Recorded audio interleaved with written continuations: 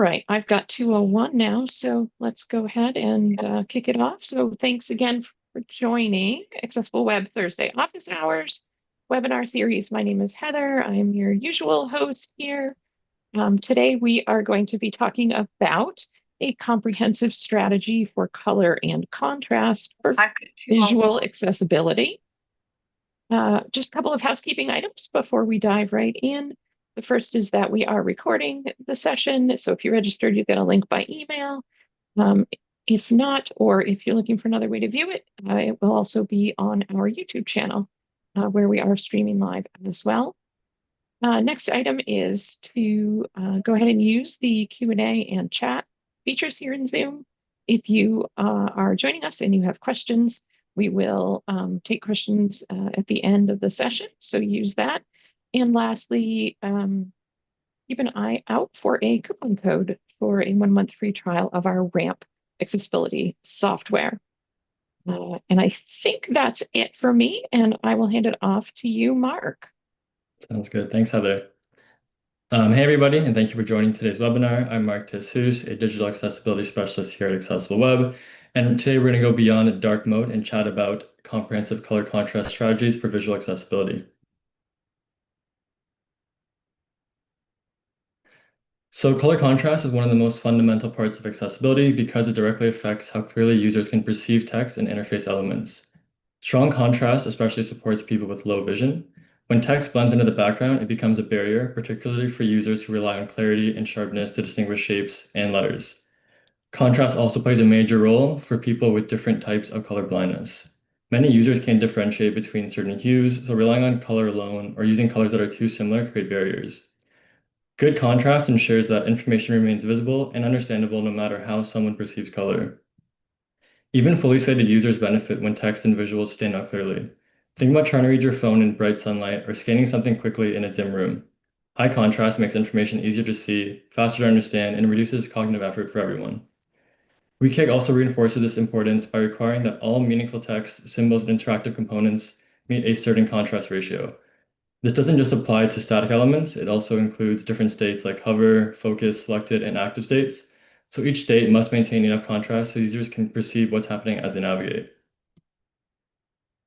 So just a quick refresher on WCAG contrast requirements.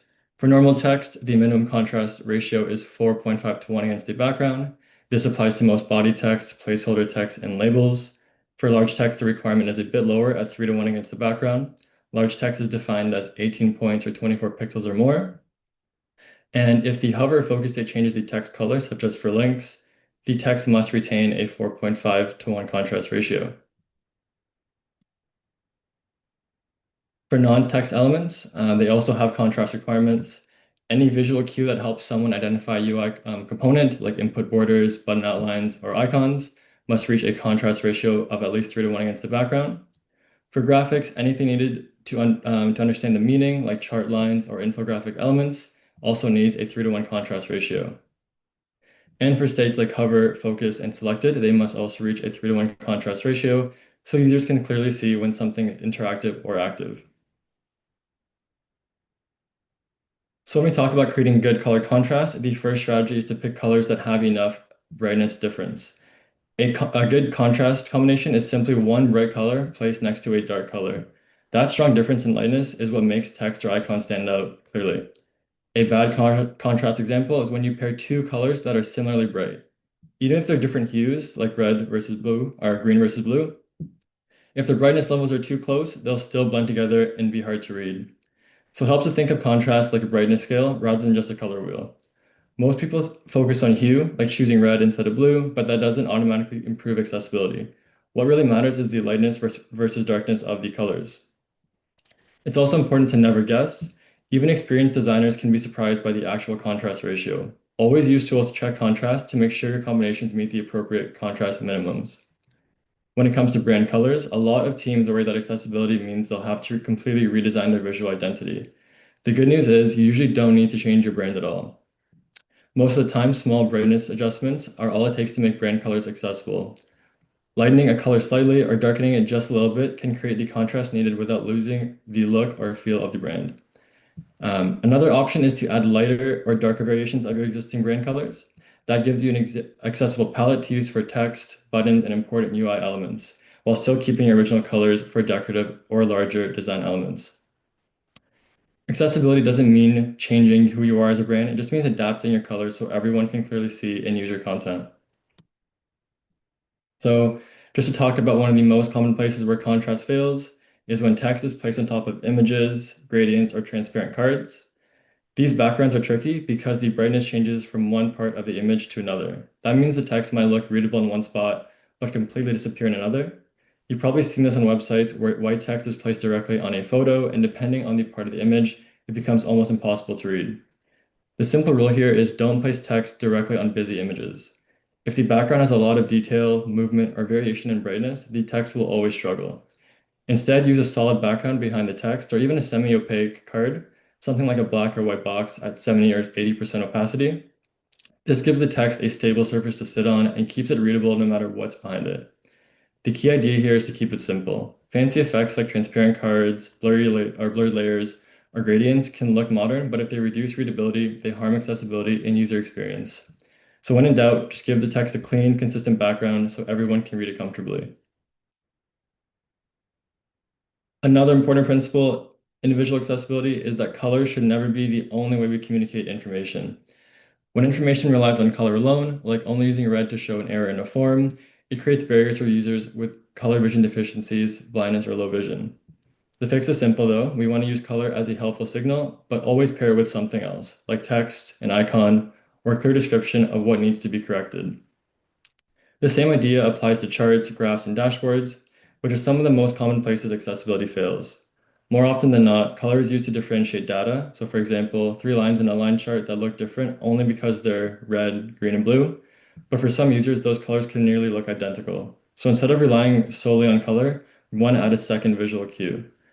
So for example, you want to use different line styles. So whether that's solid, dashed, or dotted, you can use different shapes for markers, so circles, triangles, or squares.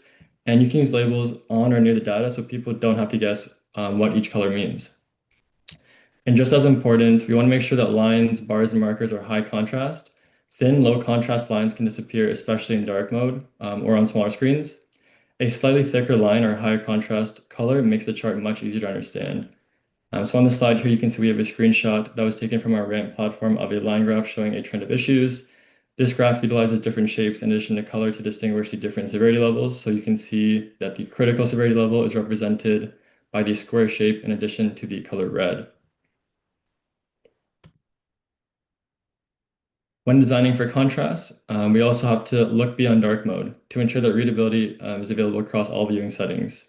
Users switch between light mode, dark mode, and even high contrast mode, depending on their needs and preferences. On top of that, device settings like brightness, night shift, or blue light filters can dramatically change how colors appear. One of the biggest misconceptions is that dark mode automatically solves accessibility. It does not. A color combination that looks perfect in light mode can become completely unreadable in dark mode, and the same is true in reverse. That's why it's so important to test your designs in both modes whenever possible. Check how your colors behave when the background flips, and make sure text, icons, and key elements stay clear and distinguishable across all environments. As helpful as AI design tools are, they don't always get accessibility right. AI is great at generating visually appealing designs, but it's not naturally contrast aware. A lot of the color choices it produces look pretty, but they often fail accessibility requirements. For example, AI tools commonly generate low contrast palettes, colors that look soft or trendy but blend into each other. You also see things like light gray text on a white background, which creates visual barriers for many users. Another common issue is thin outlines. AI tends to prioritize aesthetics, so it might use very subtle borders. Soft colors in dark mode are another problem. AI might choose pastel or muted tones that don't stand out against a dark background, again, creating readability issues. So the key takeaway here is AI isn't contrast aware unless we tell it to be. It won't automatically aim for weak contrast ratios unless you explicitly guide it or manually check the output. So always verify AI-generated colors using a contrast checker. We have our own color contrast checker tool, so we recommend using that to confirm that your colors meet weak requirements. One thing a lot of teams don't realize is that Google rewards accessibility. Google's entire search algorithm is built around one core principle, showing people's pages they can actually read and use. So when a page has good contrast, it becomes easier to read, easier to scan, and easier to navigate. Better readability creates stronger SEO signals, things like longer time on a page, better engagement, and lower bounce rates. If visitors open a page and the text is hard to see and difficult to read, users might back out of the page, and Google sees that as a bad experience. So accessibility and SEO are deeply connected. Good UX becomes good SEO when your site is accessible, when your colors meet contrast requirements, and your contrast is readable. Google views your page as a higher quality and more user-friendly site. So how can we help? Our guided audit tools can identify and outline the color contrast of elements that fail to reach the contrast requirements. If a page contains various colors for text contrast or non-text contrast related content, it may be beneficial to explore consulting services and accessibility audits. Additionally, we also provide VPATs to document whether all contrast-related content on your site complies with accessibility standards. So thank you all for taking the time to join us for this webinar. And if you have any questions or thoughts, please feel free to share them. Thank you so much, Mark. That was super helpful. I learned a lot. So yeah, we are going to go ahead and use the Q&A in Zoom. If you do have questions, go ahead, drop them in there, and Mark and Ben and I are here to do our very best to answer them. Awesome. Thank you, Heather. Thank you, Mark, for the great presentation. Our first question here is, what is the secret to discovering color combinations that work in light mode and dark mode? I've honestly never found one, and I can't find any resources online that help. To be honest, I don't think there's a secret to finding discovering color combinations. There's a lot of testing that has to be involved because, again, they're going to look very different in light and dark mode. So the most important thing is to try colors, test the colors using color contrast checker, try it in light mode, try it in dark mode, test it on mobile, and then adjust the brightness as needed. Yeah, I think that's all very, very true. I'm also curious with this question if it's asking about like colors that are going to, if the color of like text per se stays the exact same, if the background color changes. I don't think it's quite possible to guarantee that it's going to change because you never really know what the background color is going to be. However, if you're using like one color against another color and then you inverse that, then it should be the same. So if you're like Right. using black text on a white background, and that's your light mode, right? Because the background's white, and then you do the inverse, where it becomes white text on a black background, then the color contrast ratio would remain the same. Next It question sounds like here. there's no secret sauce here. We just need to be attuned and do your own checking in multiple different contrast modes. Yeah, absolutely. Another question here is, do you have any guidelines or tips that are more specific to e-learning?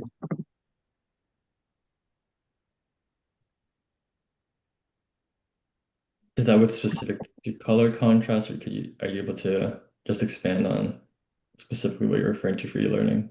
Yeah, yeah, that would be great, Demi, if Mhm. you wouldn't mind adding. You can add it to the chat if you'd like. But just a little bit more context would be helpful there. Thank you. In the meantime, we have another question. Oh, right here. That was very Okay. quick. Thank you. Mainly for color contrast, for interactions like with quizzes.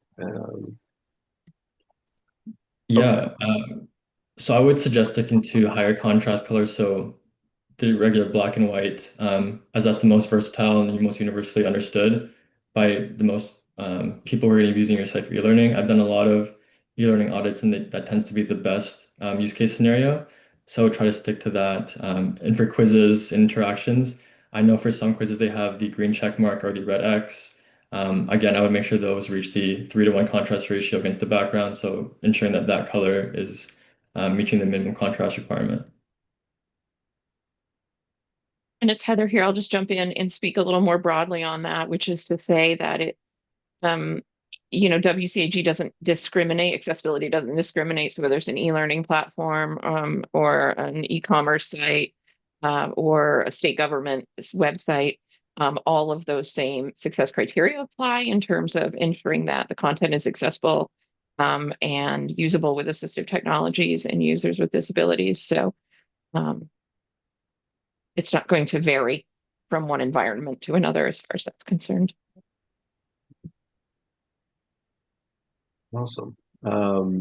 We had a note added from an audience member, and it's very true. It says for long form content, it's better to stay away from black on white to prevent eye strain. And this actually ends up being the case very often, which is why like a lot of different viewers for like reading books and stuff virtually and all that tend to use like black text still usually is the case, but the background becomes a little bit more of like a gray oftentimes, so something a little bit softer.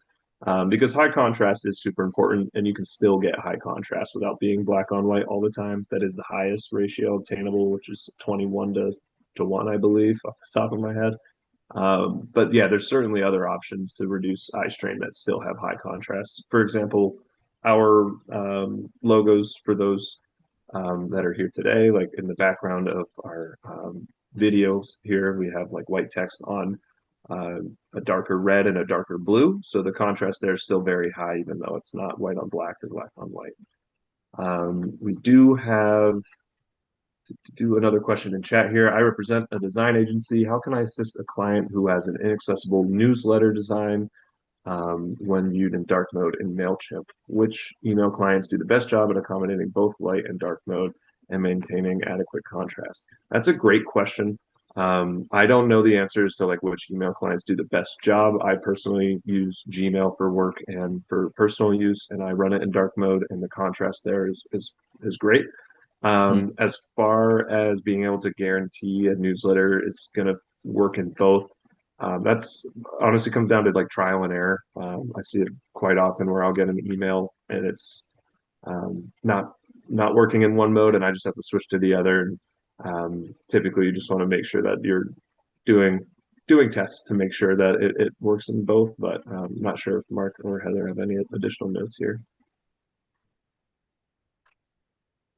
Yeah, I can't say I'm the same thing with you, Ben. I use the same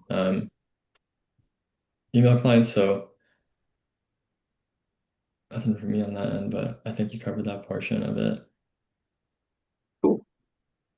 Let's see here. Another question. You said the lowest transparency you should have on a background object that has text was 70%. Is that correct? Yeah, 70 to 80%. That's correct.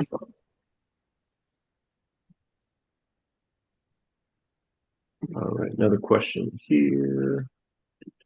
All right, maybe this was already discussed. I joined in late. One interesting thing I found with dark mode, at least on email clients, doesn't faithfully and predictably invert background colors. Yes, very true. If I have a light yellow colors background, true inversion would be dark blue, but I found that it doesn't like dark brown. Yeah, no, 100%. So that's what I was kind of getting at with like, if you're using different colors and stuff in your emails, and you want to make sure that it's going to work in different clients when they switch to dark mode or light mode, it's definitely a trial and error type deal to make sure that when they're flipping the colors around, it actually is going the way that you'd like it to.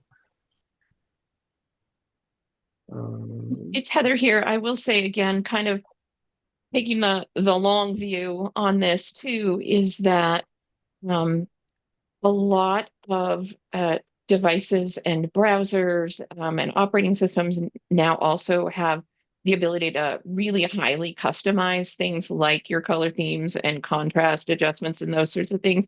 And so by ensuring that you're meeting those minimums as a baseline, that's going to allow users to really customize things to suit their unique use case preferences and needs in a way that works best for them. So it's more about your color contrast being meeting WCAG and then allowing the users who know their situation best to then be able to make those customizations. I hope that makes sense. Yeah, absolutely. Either of you want to clarify on that, but I think it's important to understand that as long as we're meeting these minimums, we're not necessarily designing our own individual color palettes in a way that's going to work for every single human. We're meeting that baseline that then allows people to do what they need to do with it to make it work for them. Awesome. Yeah, no, I have nothing additional to add there. I think that was very well put. Is there a way to build in a dark mode override for those cases where design only works in light mode? That kind of goes along with another question, but as far as I know, I'm not sure if there's an override that you can Yeah, I like don't know. that you can enable, but yeah, I don't think so. I could be wrong there. I'm not sure though. That was definitely something Yeah. that's worth revisiting for sure. Mm. But there's another question here that says, "Oh, sorry, go ahead, Heather." Oh, I kind of had a gut reaction to that question, which is to say, I kind of hope there isn't, because there are a lot of folks who do rely on dark mode. And I think, again, the bigger picture is let's just make sure it works with both dark and light. And then we're going to let folks do what they need to do to make things work from them. And we start making decisions for people by altering what they do and don't have access to. It's kind of taken us in the wrong direction away from universal design. Yeah, yeah, I think that's a very good point. I was reading it as like if it only works in one way and we can't consistently get it to flip, right? If the color's supposed to go inverse, is there a way to just make it stay in one so that even though like the app might be in dark mode, but the text is going to be on a white background, which is brighter, just to make sure that it's still readable? Because if you don't know what the agent is going to do, it might make it so that the contrast is lower. But that's a really good point. Like if you're forcing it to just stay in one mode and someone needs it to be in a different mode, that could definitely cause issues. Well, That's a and it's, so that's certainly two different interpretations too of how the yeah, question, what was behind the question. So both super valid points. yeah, yeah, 100%. I really like your thoughts there. Um, Question here: do we have to check the color contrast of everything in light and dark mode? I'll give my 2 cents on this, which is you definitely should. If you offer both options, light and dark mode, you're gonna want to make sure that everyone has the same experience, so same level of contrast and same ability to read things that are present on the page in either mode. And if you're aware of one mode having issues with contrast, our recommendation would just, at the very least, to make it known. If you can add a note somewhere on the page that's letting users know that, like, if you're using light mode, you will have higher levels of contrast than you will if you're using dark mode. Again, if you get to that point where you're able to identify that there's a difference between the two, our recommendation would definitely be to just bump the contrast on both to make them better. Um, but yes, if you're going to have both modes, you should be checking. I think by a technicality, as long as one works, then you might not need to. But at the very least, you'd want to make sure that you're aware of which one works better, so you can let people know. But definitely, our stance would be make both. Um, Check the contrast for both modes. Any additional thoughts there, Mark and Heather? Yeah, I was going to say if it's on your site, if anybody can use it, I would suggest making sure that those contrast requirements are present. And I would check for them to make sure the colors are visible for both light and dark mode, just because it is on your site. So just ensuring that those requirements are met, it would be very important so anybody can use it.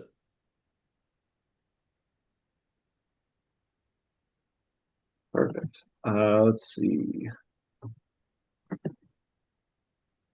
Another question here. WCAG AA compliance for contrast ratio decreases when the size of the type increases. So normal text is 4.5 to 1, large text 3 to 1. Very, very true.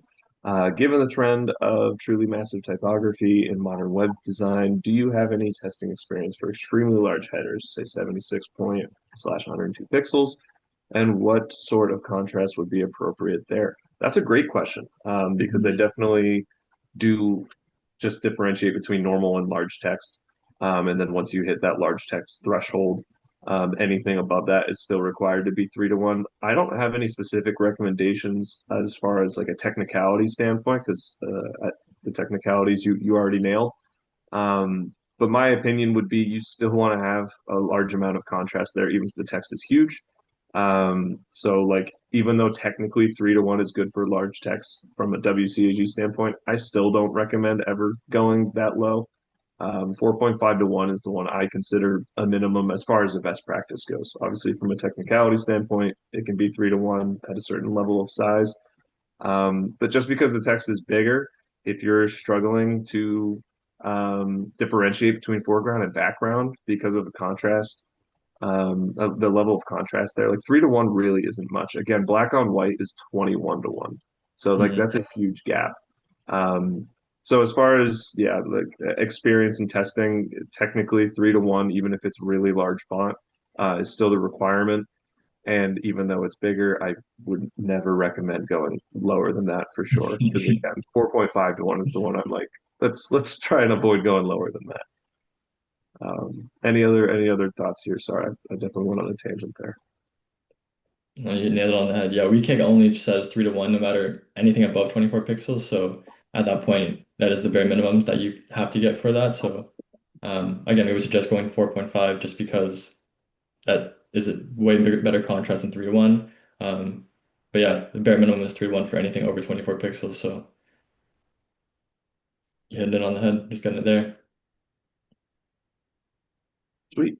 Another great question from Aaron here. I've noticed that many automated checker tools, there's a solid list there, throw false positives for contrast issues. Why is this the case? And are the developers of these tools aware of this? This is something we run into very often. For example, we run Axe within our scanner, and we get false positives as well. And oftentimes it comes down to a few variables. So like one, the moment in time that the scanner was run. So sometimes there's, for example, we just ran into this. There's a banner on a site and it's shuffling between different backgrounds. It's still white text in the banner and the text is updating, but it's staying white. But the background colors change. And of all of those combinations, white on like red, blue, etc., the white on colored background was always reaching 4.5 to 1. And we are like, why is this throwing a failure automatically? Ended up being the case that while it was rotating between each slide of text and color, the text was actually fading out. And as it faded out, it became like a lighter color or a darker color rather, and it blended into the background more. So it's like a moment in time thing can really actually be like the reason that you're getting a false positive. Additionally, there are some times where the background color being used for text is an image, and the scanner is not looking at that. So let's say the background, as far as the code is concerned, the background of the page is white, and you're using white text, but you're putting a dark red image behind that white text. The scanner is now looking at that as just white text on a white background because it's not aware of that image being present since it's just technically decorative. So there's several things that can be throwing these false positives for sure. Are there any other examples you can think of, Mark or Heather? Think. I can't think of any other examples except to say I seem to be taking the long view here. It seems to be the theme for me today, which is this is where the automated checkers and tools are going to get you a bit of a baseline and get you maybe a third of the way there. But this is also an excellent case to be made for doing the manual auditing with human interpretation. Awesome. Yeah, solid, very solid point. And I was just reading here, someone in the chat said text with rollover animation on hover is a huge trigger for this too. Very, very true. And then someone else was talking about text that's positioned over an image. Yeah, exactly. Seems like the chat is on top of this one today. I'm loving it. All right, another question here. If dark mode has become the default experience for most users, why are so many products still treating it as an afterthought? I wish I knew the answer to that. I think that comes down to company by company is my initial gut reaction here. I think it's just because it wasn't standard and now it is becoming standard, which I'm personally a huge fan of. Any app that's ever had a dark mode, I've enabled it for as long as I can remember. There's a lot of things that we can ask a similar question, just like accessibility. It's becoming more of a standard now as it should. But why is it often thought of as an afterthought and not integrated into earlier practices when new content is being created? I think it comes down to the company and their personal stance on these things. But yeah, I don't know. Heather and Mark, I feel like I keep jumping in to answer these before I should be giving you guys a bit of a The chance other here. thing I can think of too is, I guess when a company builds a feature, they have to design it and then code and test it twice because now you have two modes. So you got to test it in dark mode as well as your normal mode. So again, just additional work that maybe they might not have the capacity to do. So again, just depends on the company's stance and where they're at with their ability to build the product and their features.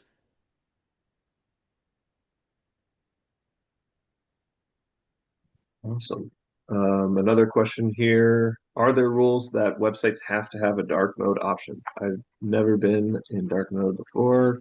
Oh, sorry. I had never been in dark mode. Wow, I'm stumbling. I had never been in dark mode before, but it seems to me a few pages stay in light mode when I have dark mode turned on in Chrome and Edge. Again, I'll take the initial stab at this. I don't believe there's any requirements to force anything to have both modes. It's just that if you have both modes, you want to make sure that they're conforming to WCAG requirements and have a good experience in either mode if you're going to offer both modes. As far as that some pages stay the same, that just definitely comes down to what that previous comment was talking about, like why is it an afterthought? If it's staying in one mode when you have the other mode selected, it's just because it's an afterthought and they haven't updated all the page to effectively switch between the two modes. Cool. I know that we are at 2:32 here, and we've gotten through the questions. If there are any others, feel free to ask. And if you had a thought and you didn't feel like asking it in the chat today, definitely feel free to contact us via our website. Reach out and we'll have someone connect with you. And I will hand it off to Heather for closing remarks. Sure. I did want to just circle back to you, Ben. I mentioned the coupon code, and I'm noticing now, remembering that Gianna is not here. Were we still able to do that? I didn't want to promise something that we didn't deliver during Yes. the webinar. So is that something we could do in our email follow-up to attendees? Or? Yeah, I'm not sure what the code would be for this one, so I think we will do that via email as you suggested. I'll just make a note of that. Okay, yeah, so I just want to bring that to everybody's attention. When we were just doing housekeeping at the beginning, we do typically offer a coupon code for a free 1-month trial of our ramp accessibility software.